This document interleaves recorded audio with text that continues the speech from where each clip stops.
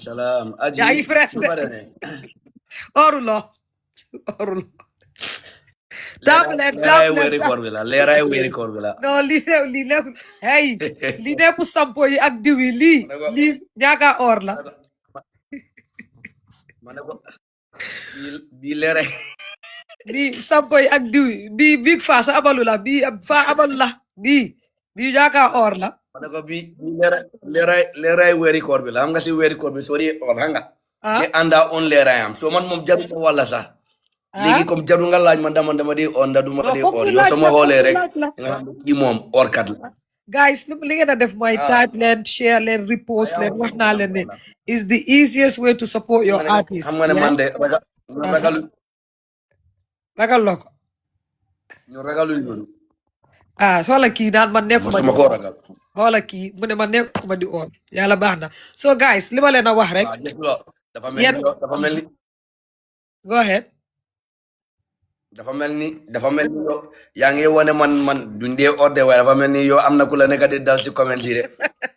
ñu ma xam la ñu soon nu ma ooyee rek man xam naa ne ku ma xam la waaye enemy sa progress la gis nga dañ xam naa sa fan si la sax ñoo bëgg a ñëw daaneel man waaye du ma ko nangu so guys comme ni ma leen dee wax rek yéen a dee leen te seen artiste yi su ma fi nekkee isil kii bii ni dama ko start rek ngeen ne isil Hussain aji we want to see Hussain so isil naa leen Hussain the easiest you can do is tap the live share repost wax naa leen seen artiste yi duñ dee laajte dara dem leen tamit ngeen follow Hussain mboolem ko xam ne yaa ngi follow aji follow loo Hussain demal nga follow te mboolem gift boo leen maa jox leen ko Hussain man de leen a jox sama gese gift si Hussain ma dalal la Aji's Corner once again. am na ku nekk ci comment section bi mu ne daf la xam de ami ñaan xam na ma duma ko faale ennemi si la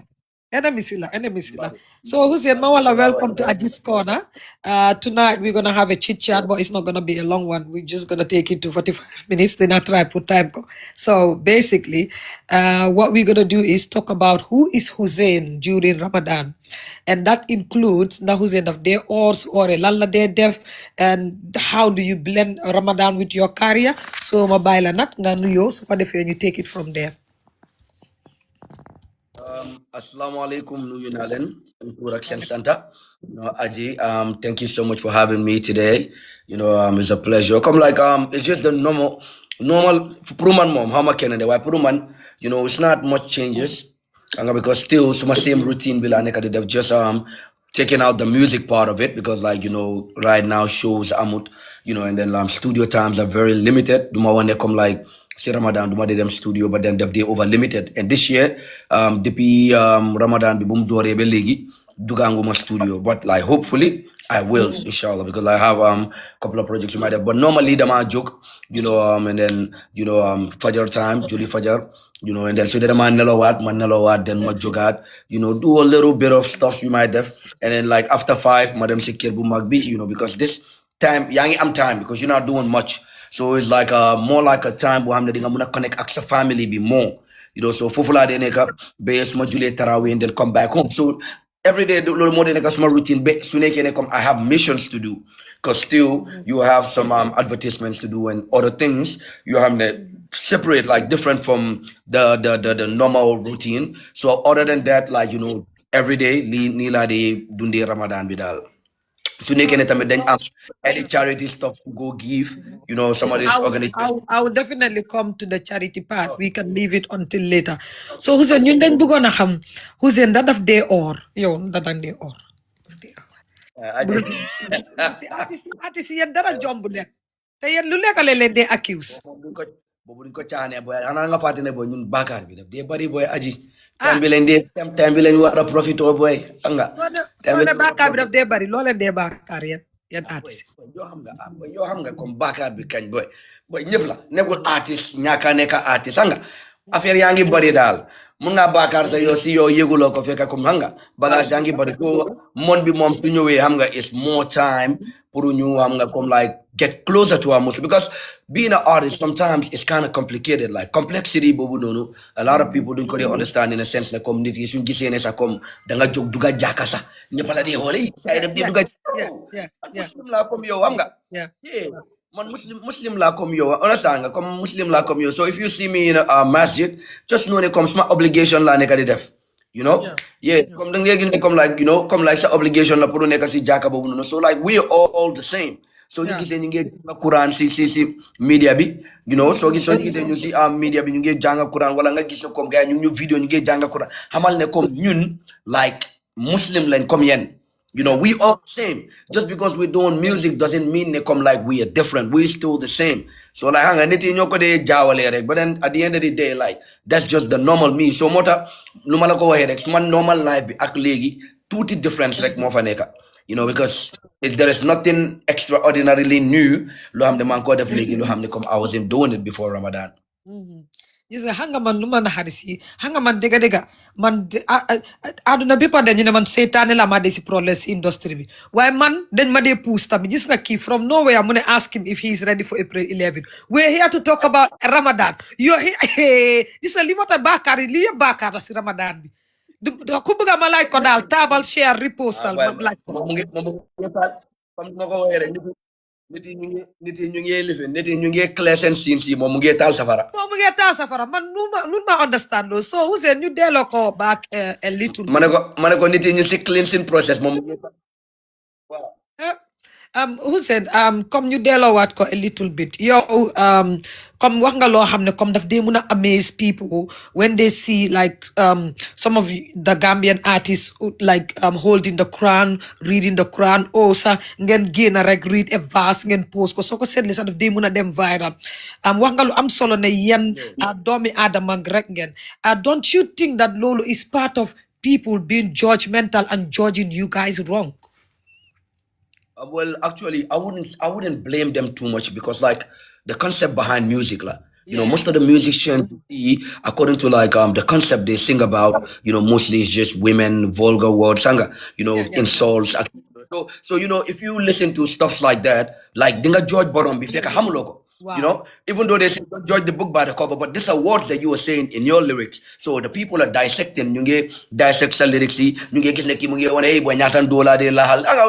were saying a lot of crazy stuff that, you know, a normal human being, yo, this nigga talking crazy, you know. So people judge you according to like the lyrics that you put into the songs. So you know, like, oh, key lyrics what he's doing are totally different. But like what they fail to understand is like music is like a movie. You know, in as much as you talk about, in as much as you talk about your lifestyle, living, that's the same way you talk about fictional stuff, stuff that don't exist. You know, like you like because boy, you as in general cannot always talk about your life. You know, sometimes you gotta just add some Jimbo Kani hanga put mugena safdal hanga. So but then at the end of the day, ay Jimbo Kani nga wani. I'm not yama jangal lulu hanga. Did I know to you for classes? You know?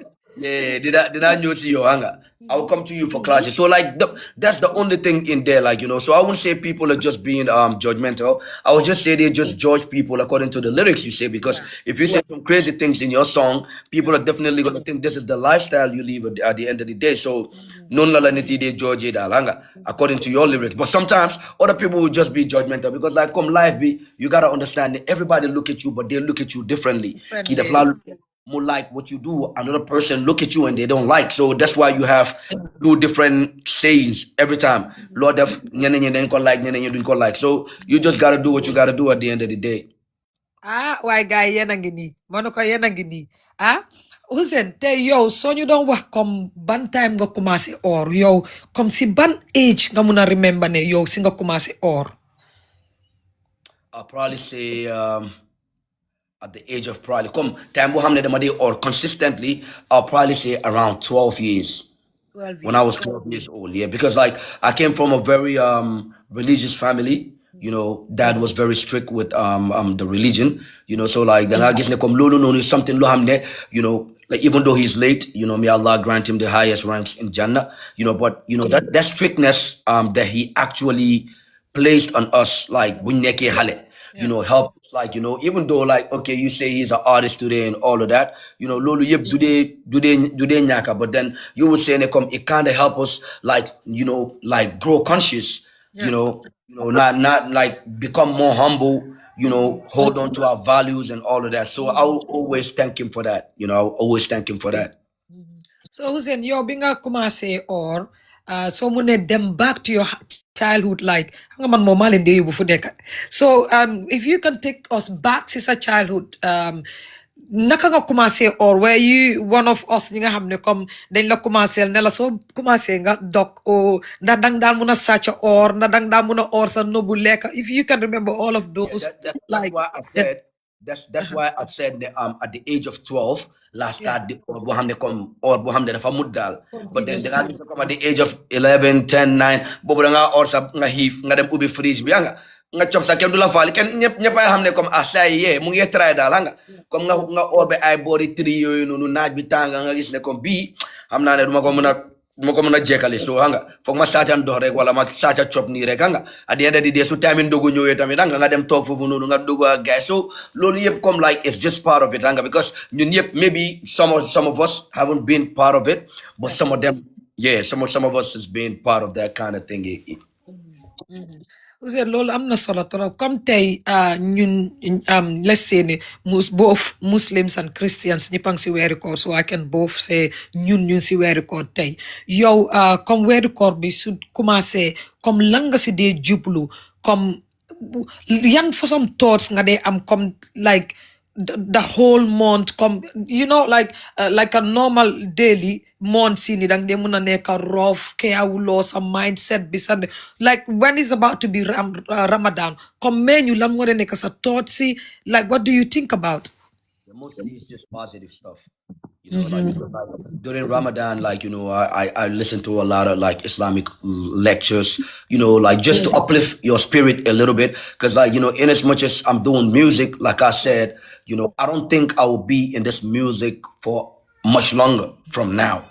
Yeah, I'm actually looking at the exit side right now of the music, like you understand. So like you're thinking about like what other stuff that you can hold on to, and then mostly is the deen, like you try to get closer to the Most High and all of that. But at the end of the day, like I just say, it's just positive mindset. Positive mindset, and then like just looking forward to like becoming somebody ko hamne hale yi, mostly the younger ones are gonna look at and then have a bright feeling and then a bright perspective or like a bright decision making in tomorrow. So look like more fanega. Well, xam nga tey comme soo waree wax ne maa ngi su ma waree look forward si exit side bi because you know how us think somebody else will be thinking, oh, you know what, he's about to leave music or he's thinking about leaving music soon. Is that just to make it clear? Is that what you mean or you're thinking about the long run? Yeah, well, actually, if like my fans, they will not be surprised because for the past 2 3 years, I've been talking much about this quitting side of it.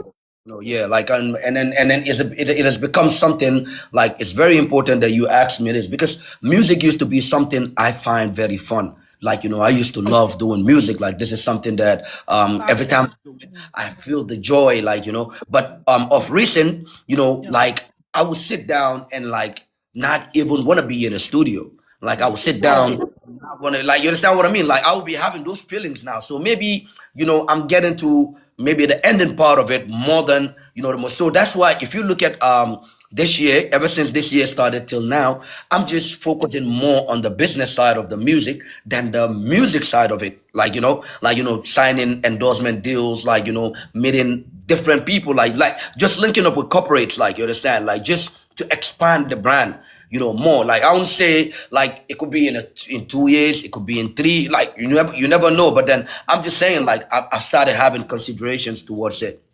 Okay, so recently you've been having thoughts around that, and what prompts that?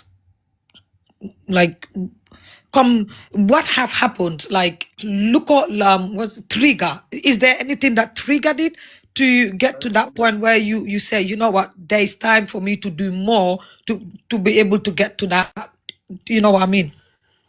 Well, actually, I'm not gonna say anything triggered it because like Lee Totsi when started in you. I was at the very peak of my career. It's like 2023 when like I had like one of the best runs in my entire career. So immediately after my show in 2023, I used to sit and feel a little empty. Like where's this emptiness coming? Like right now everything is going very good for me and stuff like that, but the emptiness just keep coming. And then it kind of started like taking a toll on me. Okay. So that's all. Even there was a day I posted on my status, like, right now, like, I've kind of felt like, everything is going so fine for me. So why is this, what's it called? This retirement thoughts coming in my head, and I'm having that feeling. But like you said, like, to leave this kind of field is not easy, especially if you have worked so hard to get to where you are. Because there's a lot of artists that might look at you and be like, man, this guy, where he's at is where I want to be at. So to just sit and leave that, is very difficult. But at the end of the day, like, like I said, like, it is what it is, though. Hussein, soo gisee ma laajaat la tam pour mu set xam nga fan si taakay ñu fi ñoo seytaane le si saa si dañoo de wax ne taakay moo tax nga bugg a bàyyi lii si weeru koor bi la waaye xam naa leen ëllëg rek ñu ne hee Hussein mu ne faa bàyyi taakay boo ko prim param mu ne faa bàyyi ma xam naa leen ñii nuñ dee xalaatee. Like, in Ramadan, the thing is, like, I don't want to talk much about, like, Exactly. Yeah, Guy so gave me that already. at the end of the day, like, whoever knows Hussein, better, bro. Exactly. Gis nga bàyyi leen seytaane yéen a ngi bind si comment bi taakay moo tax bugg a bàyyi léegi Hussein xam naa leen man dama lay xam ba pare gis nga seytaane yëpp xoola seytaane yëpp si gisee What I'm make clear to you, Nick. I'm like, you can have thoughts, but to execute it can take as much long as possible. Like, it could be in 3 years, it could be in 4 years. So like, having a thought and then, like, just executing it, those are two different things. So Motamala on it, like, having the thoughts and the ideas in your head and then executing it, those are two different things. Okay. Guys, yéen a ko dégg man xam naa leen tap gis nga lii laay wax already gaa ngi wax bring me up wax naa leen ne interview la pour artiste bi rek yéen am leen so Hussein xamuloo sax nii la gaa di def moo tax gaa ne indil Hussein yow si biir weeri koor dañ dee gis ne ñu bari dañ dee mun a sellal weer bi comme yow naka nga ko dee sellalee for Hussein. Please, I'm small wall of sorry for can you just sellal moo nekk comme nga make ko like to be really holy, not do much, not gossip much, not do anything bad during the day and the whole Ramadan. Yeah, that's why in Ramadan, small communication with people that they over less. Because you never know if somebody calls you what they want to talk about. Sometimes they want to talk about other people, sometimes they want to, you understand what I mean? So all the stuff, like, that's the account. So come like in Ramadan, like, my phone is always empty. So my text says, but I'm already reply, God knows when, because, like, I don't like getting myself into stuff that will actually affect my or because, like, bro, like, we should not play with it at the end of the day. Like, this is a month that you need to come and make sure that you cleanse your sins, like, you understand? Like, ask for many like forgiveness as you can from the Most High. Pray as much as you can. Family, like, build kinship. Sorry, to you and your family. All of this stuff, like, are the things that I always focus on when it comes to Ramadan, and I try to actually maintain that. Like, so lulu mafaneka. But then, other than that, I think that's it. Like just minimize communication between me and people.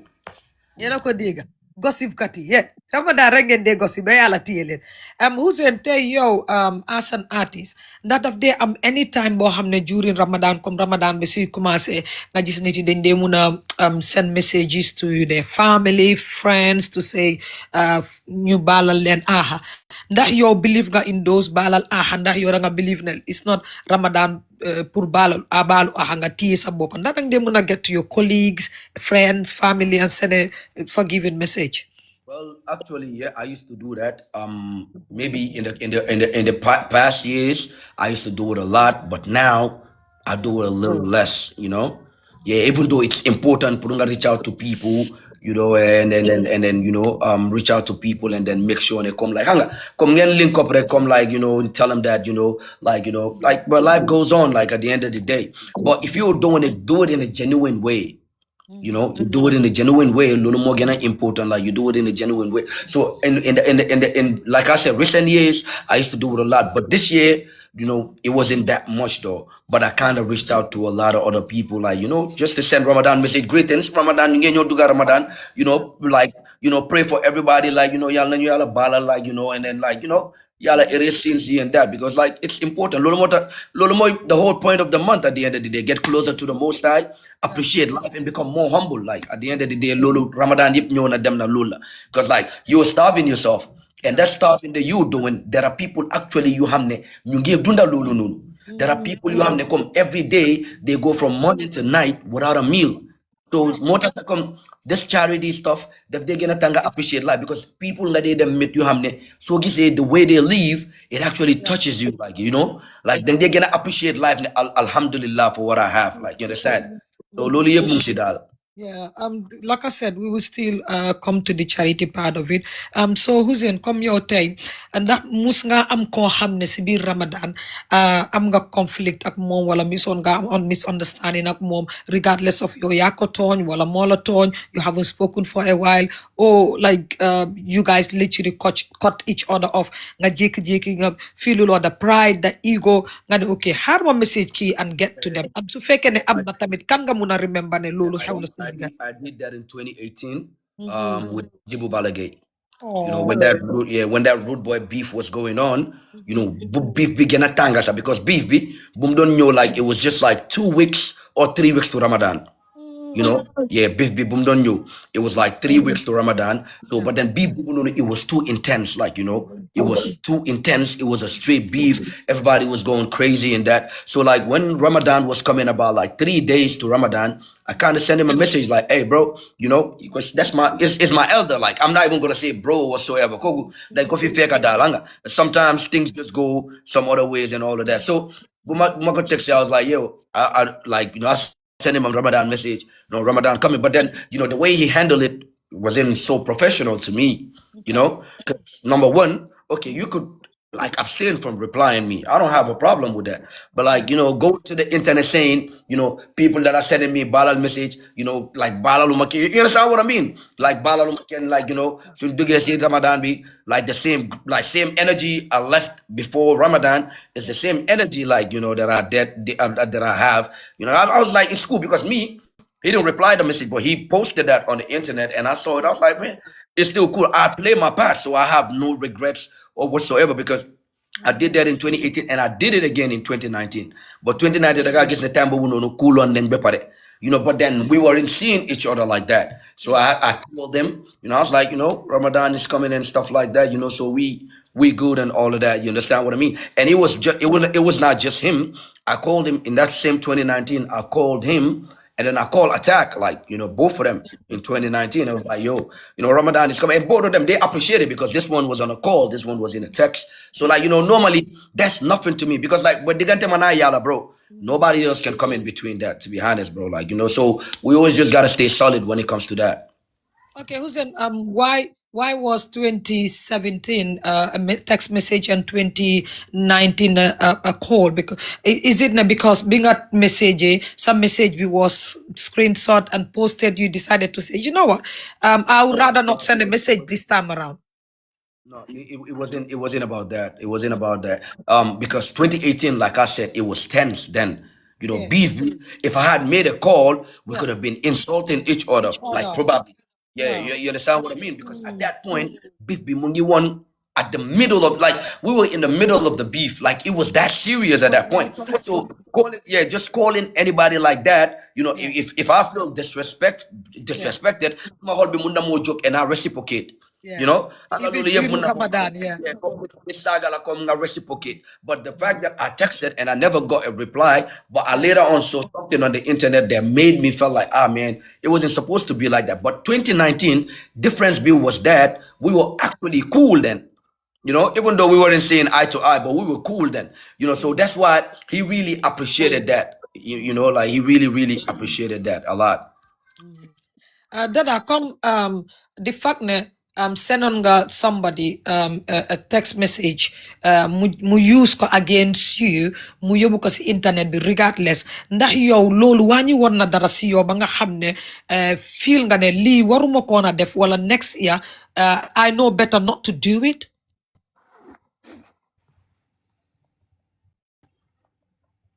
Hello, yaa ma dégga? Hello, Dada, yaa ma dégga? Hello. Hello. Ya ma dégga. Foog naa internet am bi la Well, de. Aji, the thing Yeah, ya is, ma. whether he told the people around him, I Yeah. don't know that. Yeah. But when No, he was basically posting, I said that the yeah, screen Maladiga, show. Maladiga, right? Wow, man netal bi. Maladiga. Wow, man Can you netal get bi. me? Not yeah, not Wow, ne. Maladiga. That's wow, not ne daf ko wax nit yi. If you Maladiga. go back, wow, because then don't miss sante fofu. What I said Yeah, was, yeah. Lola na mekadiwa. Lola, okay, no, Lola na mekadiwa. okay. Yeah, go ahead. No, no, no. Understand Lola mala mekadiwa. Aji, Okay, can go you, ahead. Because yeah, the malam Maladiga. miss at some, Come wow, like, the malam miss nekun ne on kom mom. internet.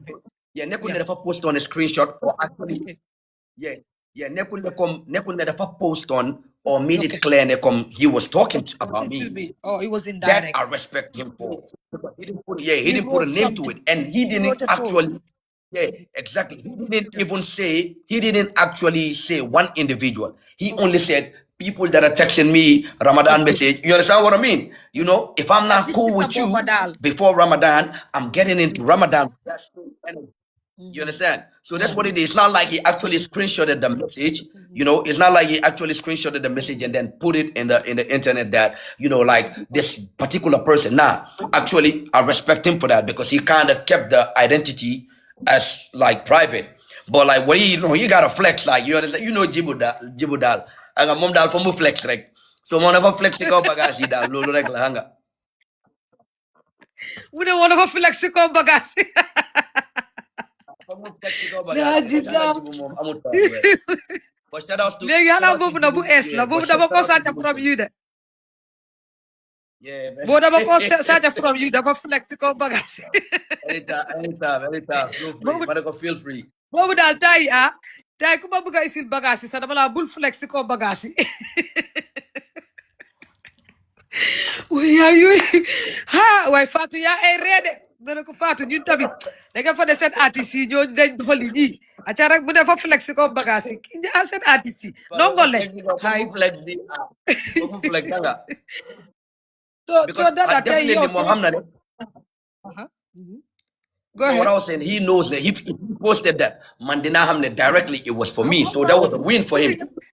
kii gaayam Petit la Exactly. def So Petit Mr Petit ñii Petit rek dama ko respect si Petit Petitness gaayam ñu mu Balla Gaye hay amul time def ko mu bind ko wax ko mu bind ko defuloo ko mu bind ko Dada moving forward sorry dañ bëggoon a xam like basically if you were going to summarize to us who is Hussain Dada during Ramadan, who would you say Hussain Dada is during Ramadan? calm. I'll just say a few words. Calm. Spiritual, like spiritually. Let's say spiritually. Spiritually. Let me just say spiritually spiritually aware, more humble, even though like the humility is there, but like more humble, more closer to the family, and more reasoning, like because like I'm free, I'm just chilling, like anybody can, you understand what I mean, can connect on a different level because you're more free, so you're not doing much, so which means that freeness mover. So I think these are the things that I will name. So is Dada forgiven during Ramadan? Come tell somebody who's also got a beef with you or who was mad at you, who was angry at you, kula hamne daf cut on off, like get in touch. Nela, okay, you know what? Forgive me during this Ramadan, blah blah blah. Ndax yow am nga that hard to forgive the person and let go. Bro, to be honest, like I don't think I'll be ever mad at anybody. Bemu aga small holby, you know. Yeah. Like I don't think the it. Even though sometimes you get really mad, you get mad. But then, no, if I make a 1 or 2, 3 days, and then you back to being yourself. Because as a human being, you can't be mad forever. You can't hold grudges forever. So mandal, but I just clean slate.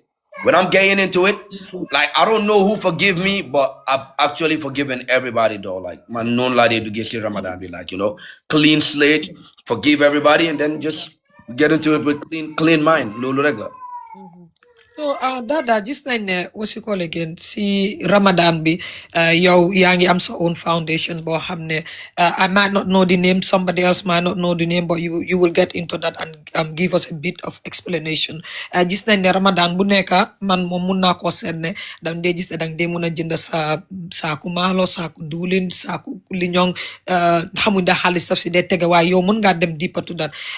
Tey lan moo tax Dada mu like during Ramadan mu decide ne moom dafa bëgg a jóg because tey mun ngaa wax ne public figure nga mun ngaa wax ne celebrity nga mun ngaa rëy rëy boo xam ne dangaa feel ne you know what I can't be bothered wàññiwu la yokku la lan moo tax yow nga decide pour def loolu that initiative ak ene boobu noonu pour jox ko askan bi. Well, most of the time, these people reach out to me because I'm small, but generally, I don't have my own foundation, but the guys come these people, they have their own charity organization that they're running. So the guys they will reach out to me and say, we want to do a collaboration. But by that collaboration, Bobo Nunu, what they first do is to tell me whenever they have their stuff, like they send it to me, put my post. So they can donate, and then the other donation that people do, we put it together. So if you put it together, so every time Ramadan new, then they dajale bagasi, you select like key film with them, and as many families that we can reach because then they whole family you have the nyoko gena sola. And then they write them down, and then family and them new joko guy, and I always like to be part of it because if they make sense, sometimes student and artists gisla. Because sometimes it's a concept that artists need to hide. Then what a nobility, what you chapa guy and all of that. I was gonna ask you that. Yeah. Because me, I'm like that concept is fine for other people. But for me, I've got too comfortable just being around people like anyhow. No more quiet. The my joke fee, them Julisi Jacobi, and it's like 50 to 75 meters away or 100 meters away from Smakir. Every day I will do that on every other prayer. I don't care because at the end of the day, you need to feel comfortable, not puru tay, but puru ilik. Because ilik munga buy music, yeah? You know why a lot of artists fall into depression? Because they got any lifestyle bohamne. Okay, people are so used to you act lifestyle bobu nonu, but at some point, so they may be done. Now normal blend in. Exactly. Yeah, so they may be down now. So they minulo put fan people, minulo the dekasi guy, and now you're no more. You understand what I mean? Your career is not there anymore. People are not seeing you up there anymore. Now it's still gonna be a problem for you to blend in with the people. So depression, anxiety, escalate because then life bohamne now. The lifestyle is not really vibing with the current situation you are in. So Mota, I tried as much as possible to always blend. Juma prayers are prayed in congregation. Normal prayers are prayed in congregation. Smile plus, I try to go there alone, like in most cases, so that people can get they can know that this guy is already used to being part of us as a lone man. So tomorrow, if I decide to leave music or music with Dohatut, what I will do is still continue living my life the same way I was living. So it's just gonna be equal balance. So people just need to understand that. Yeah. Guys, yan ako diga, sen artist bi, mula na wax ne mama yen, yep, benn nit leen, benn level ngeen, at li ko different set, mooy dafa ñëw mu ñëw musical leen ngeen feature, moom mu def job bi. So, Dada, would Hussain prefer to give in private or give in public? And why would you decide to give in private or why would you decide to give in public? So I like that. I like that question because the thing is, the reason why we document this stuff is like a lot of people then they buga this good. A lot of people, some of these people, it will blow your mind that they will donate up to 200,000. But they would like to know that okay, if I'm giving my money to these people, I would like it to get to where I want it to get to. Because don't because you need 100,000 at the end of the day, guy dugal pocket because people can do anything, whether Ramadan, whether Jakala or anything. So people will take donation money and put it in their pockets. People will pocket that money. So like if they see an artist, go have the value character, the value reputation, he is part of this. They're gonna be able to tell, okay, if I give my money here, he's not gonna want to mess up because at the end of the day, it's gonna get back to him.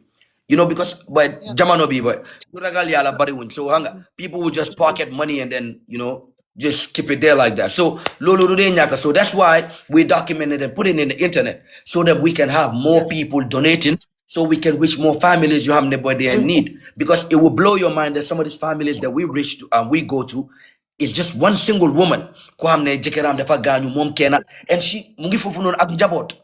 You know? So, these things like they kind of touch your soul and they come, bro. Life is just bigger than like the normal thing we think about. Because like sometimes when you reach other people, not look at their life, you look at their life, it makes you value life more. Like, so lolo mo fa neka dal. Waaye Hussein balaa ñu dem man dama amel aha dama war a baalu aha nga laaj man naka nga ma amalee aha ma wax la ko. Waaw loolu la nga laaj.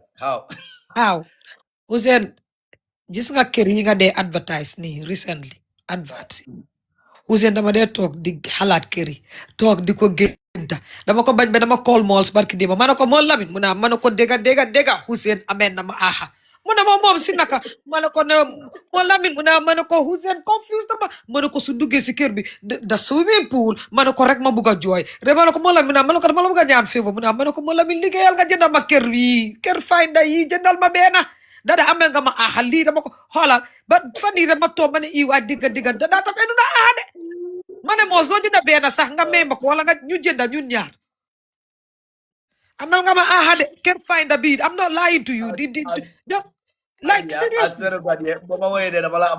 This was gonna be the last thing lu xam ne loolu lay xalaat tamit ba pare dang dee duga nga ne the interior man du em si swimming pool bi rek dem na si interior yi waaye Dada amel nga ma ah laaja malls dama ko kool barki ma ne ko moo la mi dégga Dada amel na ma ah mu ne moom waaye si naka ma ne ko moo la mi kii every day su ma duggee si Facebook bi su nekku swimming pool bi interior bi la amel nga ma ah waañ yu ma dee gis néegi cabinet yi maa ngi over jégalu ren now I swear to God maa ngi over jégalu de pare si weeru koor bii nii but that's another beautiful thing to see ne real estates are stepping up their game. And shout outs to Kid Finder, shout outs to all the other real estate companies you have tamit comme boy ñu ngi def lu nice. They building our infrastructure, like they're giving us good and buildings you have they are approved like outside. Then they chapa you have this and you get out, you get comment for the call like and stuff like that. And can find that like the CEO Bob Bubakar Kate JT, his story is very inspiring. You should even have him on one of your Bubakar xama da yam ma dégg wala dégguloo ma Dada discount yu war a am man xam nga dama toog sama ine kii man dama ko kosa laaj ko ne amul discount moom li ko suñ ko wàññilee xëy na 2 millions man dinañ ma mën a jox kër yi 1 million fan yi Brufut Heights bi nga dem waaye dégg nga de caaxaanuma de it's like a nightmare. I've been thinking about this. It's like dang ma traumatized. Yeah, definitely. That house was one of it. It was one amazing. Mais na wala ñu may la nga may ma. Ma ko gay party rek man boobu noonu man ayoon nañ ko share man su ma fa demee tey yow ele nga dem foofu noonu xam nga boobu yaaw dara. Waaw xam nga yow defuloo dara so yow saa yoo ñëw holiday rek man naa la fa bayal man dem suma yoon soo ñibbee rek ma ñibbi. Seriously, if you ever see malls again, like ko barki de ma ne ko waaye yow Dada amel na ma mu ne ma moom si naka ma ne ko noo kii every time rek mu won ma kër bu gën a rafet dama ko dama dem sa gaay seen Facebook bi ma nekk di seet ma ne waaye lii mooy jëriñi advert tamit waaye tamit ni nga ko dee defee ba pare nag the detailing is details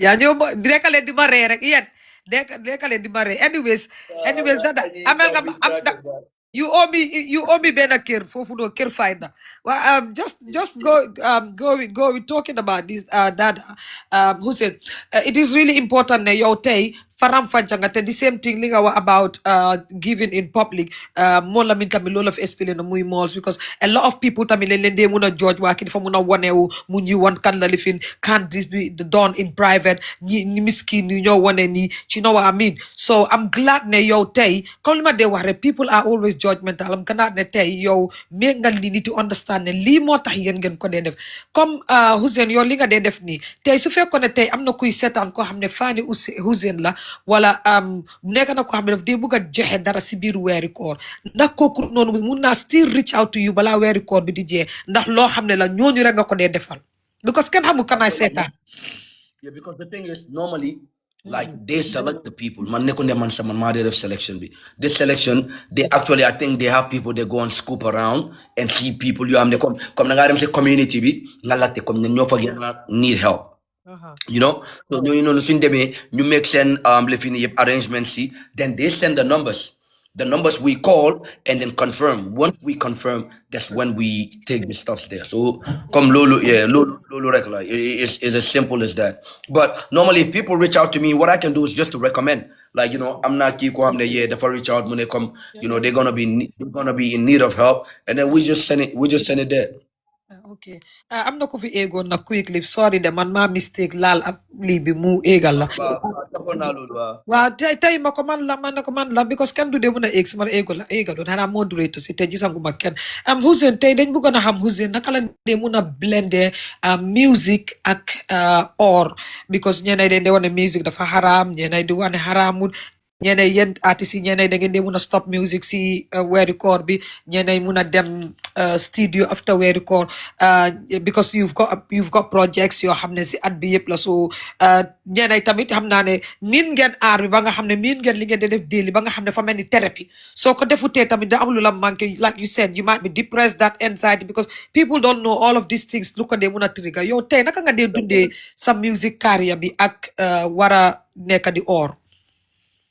Well, actually, like I said, like music activities, they over reduce in Ramadan. Yeah. You know, since they come like maybe like you're just trying to actually open way for a much bigger purpose than music at the end of the day. So more like, you know, them could over limit, but like come to Malako sometimes at night, come after Taraweeh, and then one of them studio. Even though this year I haven't got into the studio yet, but I feel like I would definitely get into the studio. Like Lolo Mom, inshallah, I'm not gonna come do yaga maybe next week, a week after, who knows, inshallah. It just depends. But like normally, how I balance the music and the Ramadan, money come like even you. Dinga gis ne comme Hussain Ramadan door bem je you won't see any so you get flyer it's hardly for you to see any flyer on my platforms or to seeing me promoting music stuff and all of that so like come the balance in a way that I just put the music aside a little bit and just because it's just 1 month of 12 like in 12 months you just got to use this 1 month to actually just focus on something else that's not just music.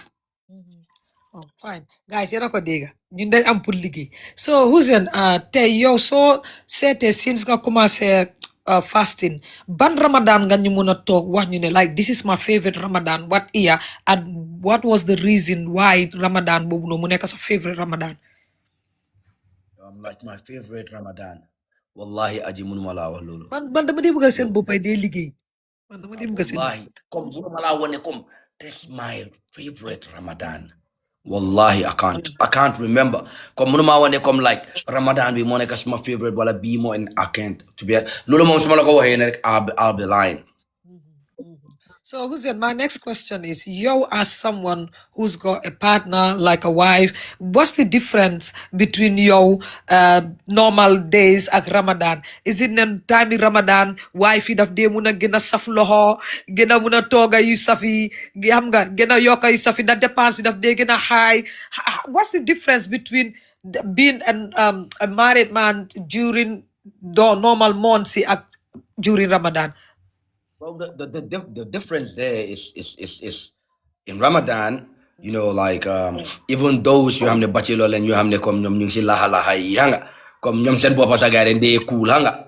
Why yo as a married man like I'm a little cool time when it comes to that like you will still it's still permissible like you know for you to be romantic like you know come to come ndugunga like you know after ndugu you know like you still can be romantic to your wife which anga mota single dama len de laaj da ngeen de nek di call di romance di watti wa yow kenn du la laaj yoyu so mota ma laaj la bi yow you can't ask me that because like I'm fully active full year come I'm on any pause or whatsoever so like about the cooking part like you know I'm gonna tamitanga but koto ba ngi hif hanga so war nga xamne comme time bi mom su de toga bi nga comme 10% 100% nga ko don def legi nga alpha ben 25% or 50 rek nga pour mu gëna ne dal nga cuz like you know we've been starving from like morning be evening time so nga gis ne comme like nga mom tamit like you know they do their best to make sure they come you know you're just happy but at the end of the day you know it's a beautiful thing to always have somebody to like, be around, somebody to lean on, a shoulder to lean on.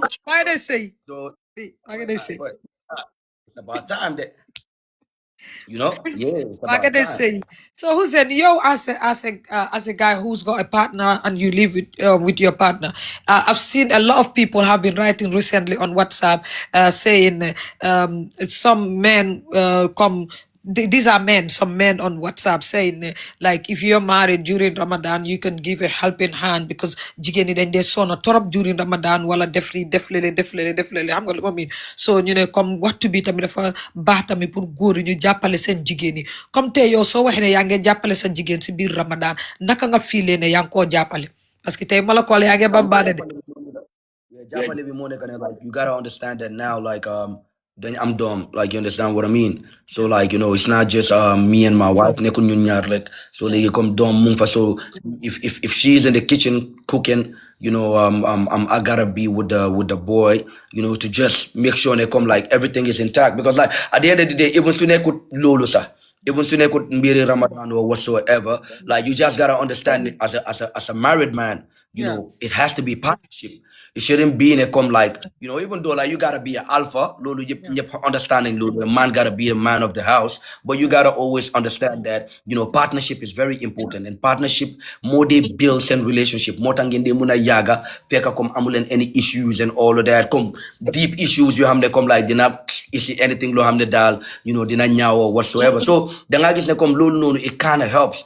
You build that partnership, like so that you and your partner can understand each other, and then you can help the person like during times you have to come Ramadan, like small talk come even sometimes you can just go there just to chat with her, like just make her feel like y'all still connected, like in so many ways. So like yeah, no la fa de demee daal.